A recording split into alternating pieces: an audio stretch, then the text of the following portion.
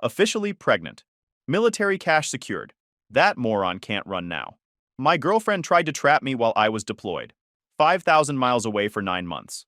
The math didn't add up. I commented 3 words. Who's the father? Her whole life collapsed instantly. Hey Reddit, buckle up because this one still feels unreal to type. I'm Max, 30 male, never thought I'd end up in the middle of a viral mess involving my girlfriend, my neighbor, and a pregnancy that couldn't even pass basic math. What started as a single Instagram comment turned into the wildest chain of events I've ever seen. Lies, screenshots, cops, and a baby named DJ. Let's just say the truth didn't need my help catching up. It sprinted on its own. It was 3 a.m. on deployment, the kind of quiet where even the generators sound like background noise. I was sitting in my little metal box of a room, phone plugged into the wall, half asleep and just doom scrolling. The internet out here is trash, so you learn to take what you can get.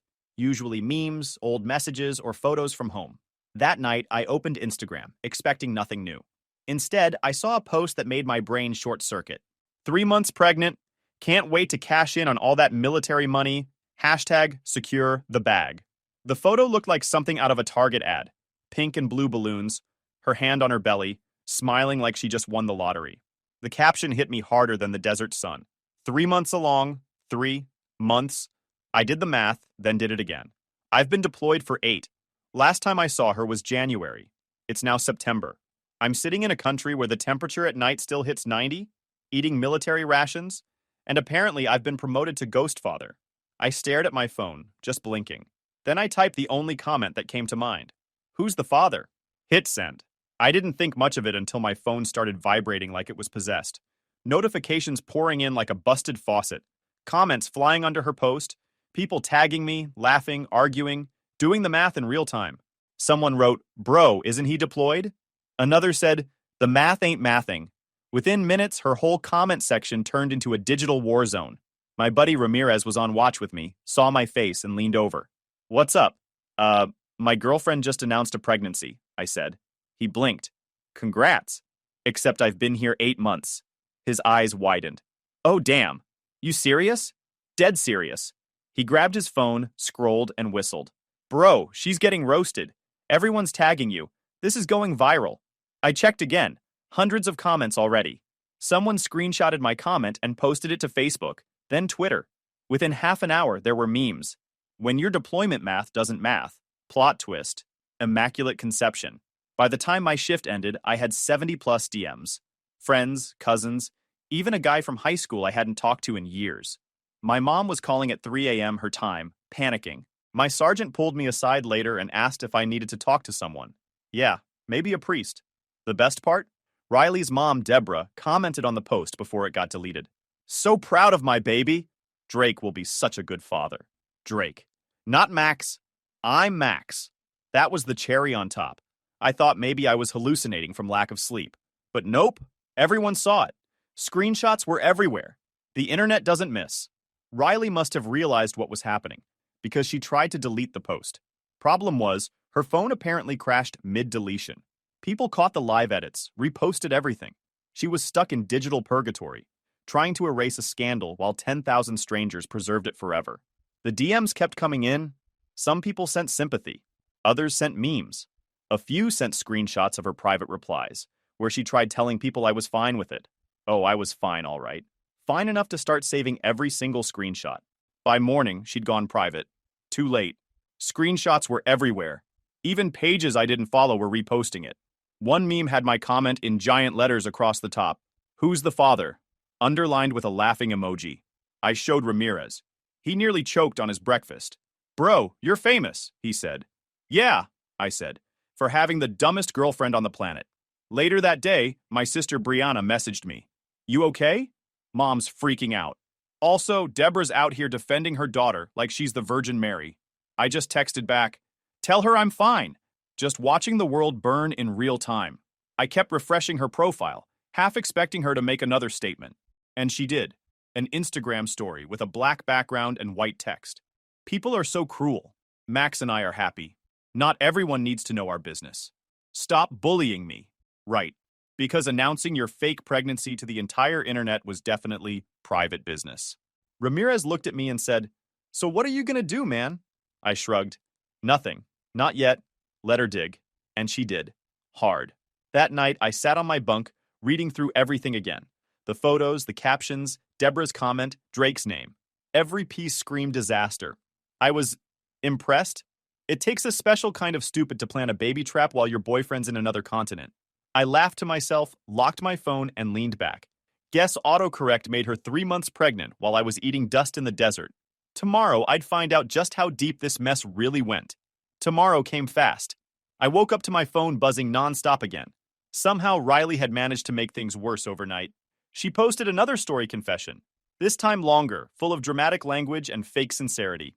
To everyone spreading rumors, please stop. I made a small typo in my announcement. I'm only 3 weeks along, not 3 months. My boyfriend Max and I were together recently during his last leave. He's making jokes in the comments because that's our relationship. Please be kind. Pregnancy is emotional enough already. She even added that classic line people use when they're caught lying. It's been a stressful time, I just want positivity. I stared at it, deadpan. Positivity, huh? Pretty sure that's what her test showed too. Ramirez was sitting across from me, sipping instant coffee. I handed him my phone. She posted again. He read it, then snorted. 3 weeks? Bro, she looked like she swallowed a volleyball in those pictures. Exactly, I said. If that's 3 weeks, I'm 3 weeks from retiring. The comments were brutal this time. No one was buying it. Girl, that's not a bump. That's a trimester. She's trying to speedrun motherhood. Imagine thinking soldiers can teleport home. Every reply tore her fake story apart. It was spreading faster than before. By noon, she turned off comments and locked her account again.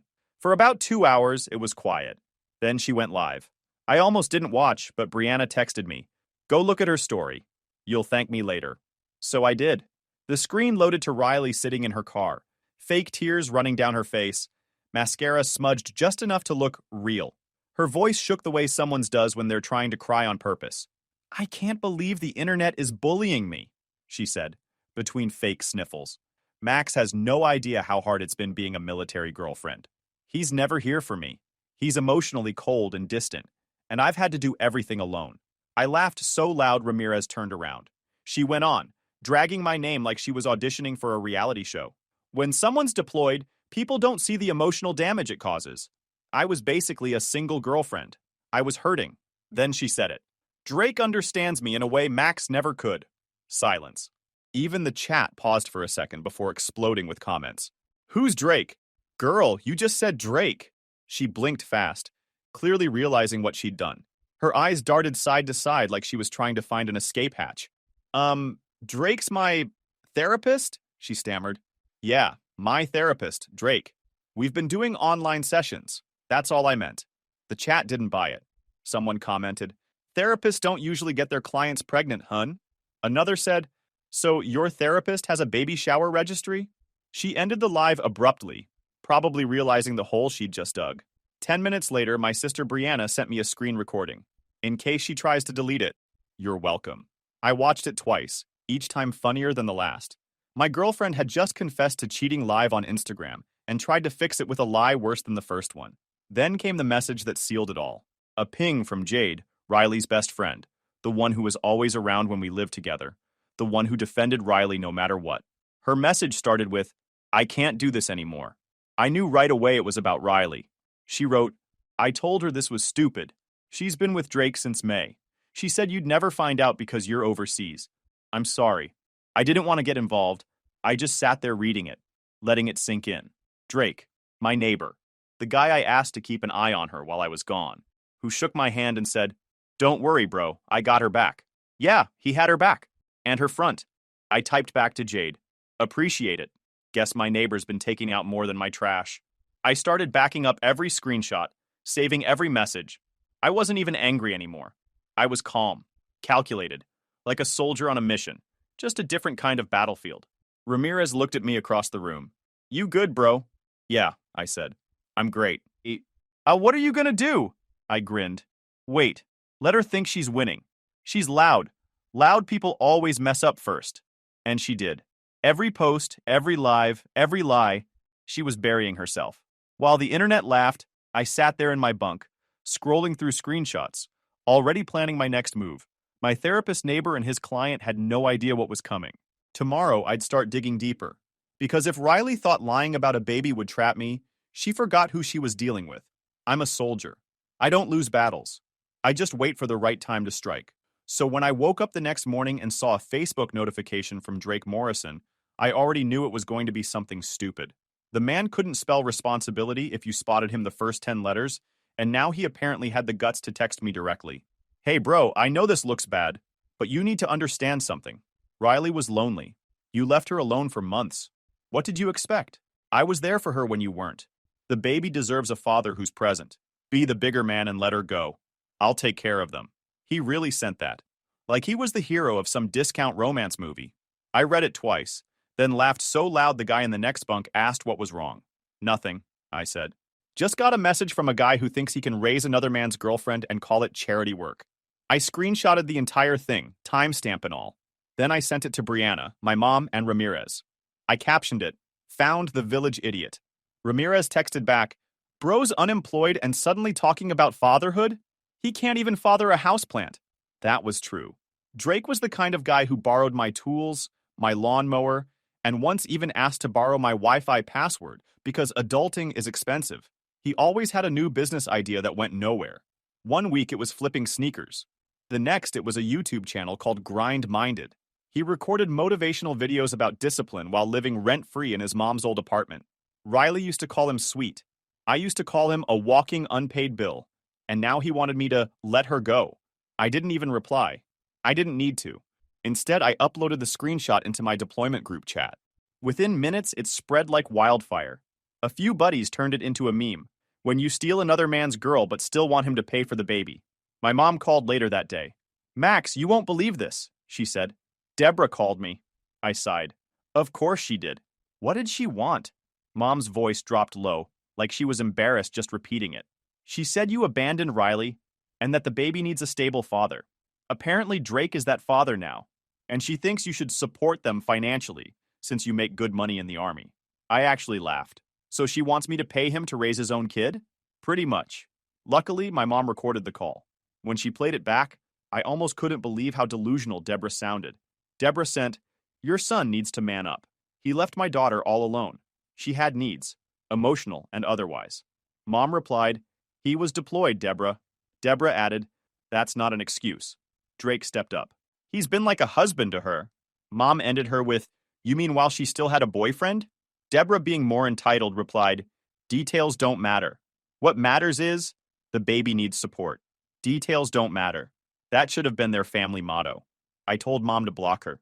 She said she already had. That night, I got another email, this time from an actual lawyer. The address looked sketchy as hell, like it was made on a free email site. The subject line, "Legal notice, immediate action required." Inside was the most ridiculous list I've ever seen. Monthly support payments for emotional distress. Half the value of their house. My house, bought years before I even met Riley. Continued health insurance coverage. A written apology for public humiliation. $10,000 for baby supplies. I forwarded it straight to my JAG officer. The man laughed so hard he actually wiped tears from his face. "Let me get this straight," he said between breaths. "She's demanding benefits for a baby you couldn't have possibly fathered because you were halfway around the world?" Exactly. He shook his head. "She's insane. Don't worry, specialist. If she pushes this, she's getting laughed out of court." A few hours later, Riley herself posted something again. A new photo, black and white, emotional music, holding her belly with the caption, "Some men run when things get hard. Real men stay and build." Guess Drake finally found a use for those grind-minded speeches. I just kept saving everything. Every post, every comment, every message. At this point, she was writing my defense for me. Later that night, Drake posted something too. A picture of him with a wrench in his hand, captioned, "Fixing what others broke." Bro, you don't even know how to fix a faucet. I scrolled through the comments. His bots hyping him up, calling him a real man for stepping in. I almost felt bad for them. Almost. Then I got another message from Jade. "Deborah's telling everyone you ghosted Riley," she said. "She's saying you promised to marry her and then disappeared." I replied, "Yeah, disappeared into a war zone." She sent back, "I know. It's crazy. Riley's convinced herself you'll come crawling back once you see the baby." That was the funniest part. They still thought I'd want to come back to that mess. I stayed calm, but inside I was already planning. Paperwork, legal prep, property proof, everything. They were playing checkers while I was setting up a chessboard. Over the next week, I made sure every base official who handled personal affairs had documentation that Riley and I were not married, not engaged, and that she was not on my benefits. I even filed an official note saying she might attempt fraud. JAG reviewed it and stamped it. Good move, they said. She can't use your name for anything now. Perfect. I wasn't angry anymore. I was entertained. Watching Riley post love quotes about her man while Drake reposted job listings he'd never apply for was like streaming the dumbest reality show of all time. Meanwhile, Deborah kept calling my mom, leaving voicemails like, "Your son's ruining a family. That baby needs two parents." Yeah, too bad both of them are idiots. By the end of the week, I had every piece of evidence I needed saved, dated, and backed up twice. Screenshots of Riley's posts, Drake's messages, Deborah's recordings, even the fake lawyer's email. They thought they were playing me. They had no idea I'd already built a case strong enough to crush them with paperwork alone. I looked at my folder full of files and grinned. She wants me to pay child support for a baby conceived while I was dodging sandstorms? Yeah, okay. Next step. Go home and finish this face-to-face. A week later, I was on a flight headed back to the States on emergency leave. I didn't tell anyone except my CO. The whole way home, I kept thinking about what I'd find waiting for me. I was ready, tired of watching the circus from afar. I'd been patient long enough. Time to clean house. When I landed, I went straight from the airport to my house. My heart was pounding. Not from nerves, but anticipation. The locksmith I'd scheduled before I even left base was already waiting outside. "You the owner?" he asked. "Yep," I said. "And it's about to be just me again." When the door opened, the smell hit first. Cheap perfume, air freshener, and something burnt. The living room looked like an entirely different house. My neat setup was gone, replaced with chaos. Drake's gaming chair sat dead center like it was his throne. Wires everywhere, half-eaten food on my coffee table, a blanket on my couch that definitely wasn't mine. Then I saw it, hanging right above the TV, Future Mr. and Mrs. Morrison in gold letters. His last name. My name wasn't anywhere. The walls were filled with framed baby photos from the ultrasound, little notes with captions like, "Can't wait to meet you, DJ." I stopped for a second. DJ. I didn't know what it meant until I read one sticky note on the fridge, Baby Drake Jr., a KADJ blue heart. I actually laughed. "DJ," I said out loud. "What's that stand for? Drake's jobless?" Moving on, I walked to the bedroom. That's when my patience snapped. My clothes were pushed to one side. His motivational posters were all over my wall. Hustle, grind, never quit. Big talk from a guy who quits jobs faster than milk spoils. While I was gathering my stuff, I noticed a notebook shoved halfway under the bed. I pulled it out. Pink cover, floral design, my pregnancy journey. I opened it, expecting cringy love notes. What I found made me grin like a man holding checkmate. Page after page, she'd written about her plans. When she found out she was pregnant in July, how she told Drake immediately, and the line that sealed everything. Drake says we should wait until Max is deployed longer so he can't contest anything. Military guys get screwed in court. This baby will secure the bag. She actually wrote secure the bag. I took photos of every single page, front and back. Then I sat down at my own desk and waited. About an hour later, I heard keys jingling at the door. Voices, her laugh, his mumbling. They walked in carrying grocery bags, mid-conversation. I told Mom, "Max is not coming back until Christmas, we're fine." Riley stopped cold when she saw me sitting there. Her face drained of color. "Max?" I smiled. "Surprise. Miss me?" Drake froze behind her, holding a paper bag like it was a shield. He looked like a kid caught stealing cookies. "Bro, I can explain," he stammered. I stood. "You really can't. But go ahead. Let's hear it." Riley immediately turned on her fake waterworks, stepping forward like we were in a movie. "Baby, you're home. I've been so scared. Drake was just helping you?" I cut in. "Yeah, I read your pregnancy journal. Great plot, by the way." Her jaw dropped. You went through my stuff? My house. My stuff. My right." Drake tried to puff his chest. "Hey man, no need to be disrespectful. We're all adults here." "Adults?" I laughed. "You're unemployed, living in my house with my girlfriend, raising your own baby. The only adult thing you've done is call yourself one." He turned red. "Technically, it's her house too. She's been living here." "Not on paper it isn't," I interrupted. "Her name's not on the deed, the bills, nothing." Riley's tone changed instantly, from fake soft to full-on entitled. "That's financial abuse. I've been here 2 years. I have rights. Yeah, the right to leave. She pulled out her phone, hit speaker. Mom! He's here. He's kicking me out while I'm pregnant. Deborah's voice blasted through the phone. Put him on. Max, you will provide for that baby. Do you hear me? I'm not discussing this with you, ma'am, I said calmly. And I'm not paying for another man's kid. You will make the sergeant pay, she snapped. Drake can't work because of his back. I sighed. Not a sergeant, ma'am, but close enough. Also, his back seemed fine when he was in my bed, I said flatly. Riley gasped. You're cruel. Just factual. Within minutes, she'd called the cops. 2 officers showed up, calm and professional. I explained the situation, showed my paperwork, the deed, the bills, my deployment records, the screenshots, and yes, the journal. The officers flipped through everything, taking notes. One looked at Riley and Drake. Ma'am, this is his legal property. You're not on the deed, and your name isn't on any utilities or mail here. Riley crossed her arms. I've lived here 2 years. I have rights. That makes this a civil matter, the officer said. But since you have no proof of tenancy, it's trespass for now. We'll document this and advise him to start formal eviction. He turned to me. Sir, you can give them a short grace period to gather belongings under our standby. After that, file eviction paperwork at the courthouse if they return. Got it, I said. Riley's jaw dropped. You're letting him throw out a pregnant woman? The officer sighed. He's not throwing you out, ma'am. He's giving you 24 hours and a police standby. That's more than most would. He held up her journal. Especially considering this line about securing the bag. She froze. The fight drained right out of her. She dropped to her knees and started wailing, full toddler tantrum mode. You can't do this. You can't. Drake stood there silently, staring at the floor. Even the cops looked bored. One muttered, Ma'am, please get up. You're pregnant. I just leaned against the wall, arms crossed, calm as ever. Watching them pack their mess was like watching clowns deflate. Drake tried to lift his gaming chair and almost tripped over the cord. Riley kept muttering about toxic men and karma. Once they were finally out, I changed the locks and called a cleaning service. The last thing I said as they walked down the driveway was simple. You thought I'd come home crying. I came home with a locksmith. And just like that, my house was mine again. By the next morning, Riley and Drake had relocated to Deborah's 1-bedroom apartment. 3 adults, 1 unborn baby, 0 logic. According to Brianna, who still followed Riley's burner account for the entertainment, Deborah was posting family bonding photos that looked more like mugshots.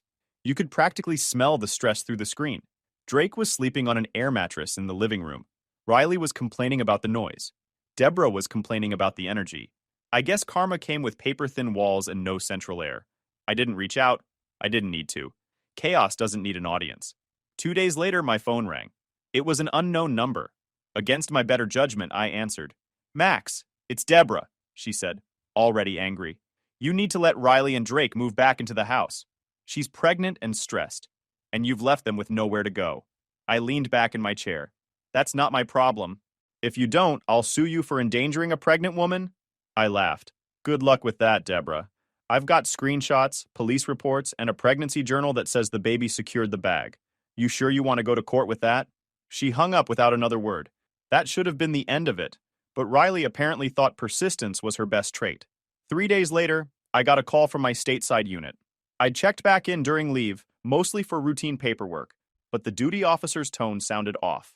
Specialist, we've got a situation. I headed over to base. When I walked outside the gate, there she was, Riley, standing at the front gate, visibly pregnant, holding a folder and crying on cue. Security guards were keeping their distance like she was contagious. She says she's your wife, the officer said. I almost laughed. Sir, I'm not married. That woman's not even my fiancé. He raised an eyebrow. Yeah, that's what we figured. She's been here for an hour saying you abandoned her and the baby. Of course she was. I walked closer, keeping my tone calm. Riley, go home. This isn't going to work. Her face twisted. You can't ignore me forever. You have a responsibility. Responsibility for what? I said. The baby that was conceived while I was in another hemisphere? The guards chuckled. Even the officer bit his lip, trying not to laugh. She pointed at her stomach. This is your child? Lady, the gate guard said. He's been deployed for 8 months. She blinked, clearly not expecting anyone to know basic math. Ma'am, the officer said finally, I'm going to have to ask you to leave. You're causing a disturbance. Riley started crying harder, like she was auditioning for a soap opera. This is emotional abuse. They escorted her off base while she screamed about going to the media. Meanwhile, Drake wasn't doing so well. His mom, Catherine, had finally found out. Apparently, she saw the viral posts and called me herself. "Max," she said, her voice shaking with embarrassment. "I am so sorry." I raised him better than this. He told me he was dating someone, but I didn't know it was your girlfriend. I'm disgusted. "Don't worry, ma'am," I said. "He's learning consequences." She sighed. "He's been living in my rental property without paying rent. I'm evicting him." Smart move. And just like that, Drake lost his last safety net. Catherine posted a public statement online a few days later. "To clarify, I do not support my son's actions or his relationship with Riley. He has been asked to vacate my property." That one went viral too. I think even Riley's fake therapist couldn't have helped her through that level of public humiliation. With nowhere else to go, they tried to get creative. Jade sent me the link one evening with a, "You gotta see this." It was a GoFundMe titled, "Help a Struggling Military Family. Abandoned Pregnant Woman Needs Support." The description said, "After being abandoned by her deployed partner, Riley is raising her baby alone with the help of her loving boyfriend Drake. They've lost their home and have nowhere to go. Every dollar helps this future family rebuild." I had to give them credit. Lying was the only thing they ever did with full effort. The page had a photo of them sitting on Deborah's couch. Riley was holding her stomach like a movie poster. Drake sitting beside her, looking like he just remembered rent was due. Goal: $25,000. Amount raised: $12. Then I noticed the last line of their description. "Every dollar will go toward baby supplies and legal fees for Riley's fight for justice." Justice? The woman faked a pregnancy timeline like it was an algebra problem. So I did what any reasonable man would do. I left a comment. "Here's some evidence for your legal case. Riley's original post from when she announced her 3-month pregnancy while I'd been deployed 8. Do the math." He attached screenshot and hit post. It took about 10 minutes before the GoFundMe disappeared. Jade messaged me laughing so hard she couldn't type properly. "You just Thanos snapped their scam." Within hours, people were sharing my comment across every platform. The consensus was universal. Don't mess with someone who's got military-grade receipts. Later that night, I scrolled through my photos one last time. Riley's posts, Drake's messages, Deborah's threats. It all looked like a bad movie that finally ended. Their fundraiser had vanished, their reputations torched, and their perfect family reduced to living off Deborah's patience and whatever Drake could steal from his mom's pantry. I closed my phone, leaned back, and smiled. Their fundraiser made enough to buy DJ a pack of diapers and maybe a clue. I thought that would be the last I'd hear from them for a while. Turns out, delusion doesn't have an off switch. A few weeks later, I got an email from the Defense Enrollment Eligibility Reporting System, the Benefits Office. The subject line, "Spousal Verification Inquiry." At first, I thought it was spam. Then I opened it. "Dear Specialist Kennedy, we have received an application for dependent benefits under your name. Applicant, Riley Brooks. Claimed relationship, common law spouse." I just stared at my screen. Common law spouse? We'd never been married. We'd never even been engaged. The only ring she had was the one she bought for herself and posted online with the caption, "Treating myself because I deserve it." I called the benefits office immediately. "Yeah, I'm gonna need to report attempted fraud." The woman on the phone laughed softly. "I figured as much, sir. The claim says you two have been cohabiting for 3 years." "That's funny," I said, "because for 8 of those months, I was living in a desert halfway across the world while she was playing house with my neighbor." She snorted, "Please email us any proof you have." So I did. Screenshots, deployment records, even that post of hers bragging about buying her own ring. I included the caption where she literally wrote, "Independent Queen. Don't need a man." Claim denied within 24 hours. A week later, Riley got exactly what she deserved. A letter from Base Legal. Turns out Deers flagged her claim as suspicious and sent it straight to the legal office. They reviewed it and issued her an official written warning for attempted benefits fraud. How do I know? Because she posted it. She uploaded a photo of the letter to Instagram with the caption, "Persecuted for loving a soldier, America is broken." Yeah, America's broken all right, mostly because you keep trying to scam it. Meanwhile, Drake's downfall had officially gone from entertaining to pathetic. His name was everywhere thanks to the screenshots I'd posted months earlier. Apparently, every employer who Googled his name found it. Jade texted me. "He's been turned down from 4 jobs already. Even Walmart said no." I checked Facebook just to see for myself. His page was full of vague posts like, "People love to tear others down when they're trying to build." Yeah, bro. Hard to build when you use someone else's foundation. Riley's family was getting sick of her. Deborah stopped defending her online, probably because her landlord complained about the constant drama. By then, Riley was about 7 months pregnant and realizing her real man couldn't even pay for prenatal vitamins. But instead of facing that reality, she decided to look for another one. Enter Liam, a 45-year-old divorced dad she met on Tinder. I wouldn't have believed it if Liam hadn't messaged me himself. "Hey man," he wrote. "You don't know me, but I went on a date with your ex." Just wanted to say, what did you even see in her? He attached screenshots of their conversation. Riley's profile picture was the same recycled pregnancy shoot, captioned "glowing and grateful." Her bio said, "pregnant and proud." Looking for a real man who understands responsibility. In their messages, she'd asked Liam to come over for dinner. 10 minutes into the meal, she apparently started talking about building a family and raising DJ together. He told her he thought she meant a dog. She said, "No, Drake Jr." Liam replied, "So you're naming the baby after your ex who you cheated with on your first ex?" She apparently smiled and said, "Yeah, DJ, it sounds cute, right?" Then came the kicker. She asked if he'd consider adopting the baby after it's born. On the first date, Liam said she even asked to see his bank statements to prove he was serious about being a provider. He left before dessert. He told me, "I don't know what kind of soap opera you escaped from, man, but congratulations." I sent him a thumbs up emoji and said, "You dodged more than dessert, my friend." Riley posted about that too. Men are afraid of strong women with standards. Yeah, strong women don't usually go shopping for stepdads before the baby's born. By now, the whole town knew their story. People at the grocery store whispered when she walked by. Drake stayed home most days, claiming he was focusing on his mental health. Translation: avoiding eye contact with everyone who knew. I couldn't have planned karma any better if I tried. Watching them burn themselves out while I stayed quiet was the best revenge of all. I said it once and I'll say it again. Imagine asking a dude to be a stepdad before the baby's even born. That's speedrunning bad decisions. By the time February rolled around, Riley was nearly due. Her posts had slowed down. I didn't think about her much anymore. I was back to routine, working, running, sleeping, actually living again. But one morning, Brianna sent me a message that just said, "You're gonna love this." Attached was a screenshot from Facebook. Riley's latest post, "Welcome to the world, my beautiful baby boy Drake Jr. DJ, mommy's everything." DJ, she really did it.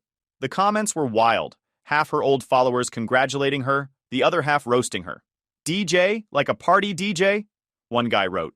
Another, "That baby's first word's gonna be wump wump." But the best part? Neither Drake nor Deborah were tagged. Turns out neither of them was there. She tried calling Drake. He didn't pick up. She texted Deborah. No response. The nurses helped her fill out paperwork, and she listed father as Drake Morrison, unconfirmed. 3 days later, Drake finally showed up, walked right into her hospital room, holding a bouquet of wilted gas station flowers and said, "Are you sure it's mine? It doesn't look like me." That's apparently when the screaming started. Riley threw the flowers, screamed about betrayal and abandonment, then demanded a DNA test. The nurses had to step in and calm her down. She accused Drake of being just like Max, whatever that meant, and started yelling about real men taking responsibility. Drake yelled back that she probably didn't even know who the father was. They kicked him out before the fight could turn into a full-blown scene. And the nurses? They talked. Small-town hospitals always do. Within a week, the story was everywhere. The part nobody saw coming? Turns out Riley had been texting another guy the whole pregnancy, a dude named Joe. Some guy she met online after Drake's meltdown. Jade sent me the proof, screenshots of flirty messages. Joe lived in another state, had no idea about Drake, and ghosted her the second she mentioned the baby. When Drake found out, that was it. He packed up his stuff, or what little he had, and left. No dramatic goodbye, no explanation. Just gone. Deborah tried to spin the situation, claiming life's been unfair to her daughter. No one listened. Even her own friends stopped entertaining her calls. A few months later, I heard Riley was working at a mall kiosk selling phone cases. The irony was beautiful. She used to brag about being a military wifey, and now she was trying to convince teenagers to buy sparkly cases for half off. Drake was still dishwashing in another state, apparently fighting with his manager daily.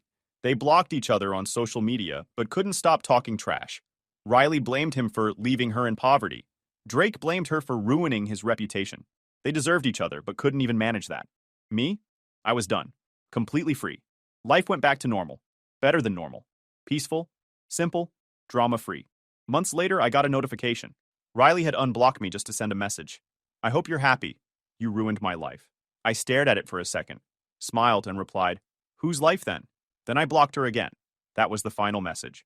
No more fake claims. No more sob stories. No more scams. The circus finally left town. A few weeks later, Jade sent me one last update. Riley was still living with Deborah, trying to sue Drake for child support he couldn't afford, while DJ's first word had just been mama. His second word, broke. Even the kid knows. They played stupid games, the math didn't math, and neither did their plan. YouTube just dropped this new hype feature. If you're hooked on this story, smash that hype button. It tells YouTube this video deserves to blow up, and it keeps even crazier stories coming your way.